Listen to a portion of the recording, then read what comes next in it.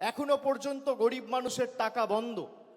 আমরা 2024 সালে নির্বাচন লড়ার সময় বলেছিলাম যে আমরা 3 মাস 4 মাস অপেক্ষা করব, তারপরও যদি গরিব মানুষের আবাসের টাকা কেন্দ্রের সরকার না দেয়, তাদের টাকায় আমরা বেঁচে থাকি না, তাদের দয়া দাক্ষিণ্যে বাংলার মানুষ থাকে না।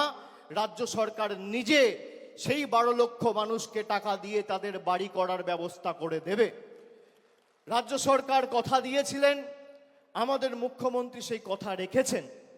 31শে ডিসেম্বর 2024-এর আগে 12 লক্ষ মানুষকে বাড়ির প্রথম কিস্তির টাকা সরাসরি ডাইরেক্ট ব্যাংক ট্রান্সফার করে তাদের অ্যাকাউন্টে পৌঁছে দিয়েছেন।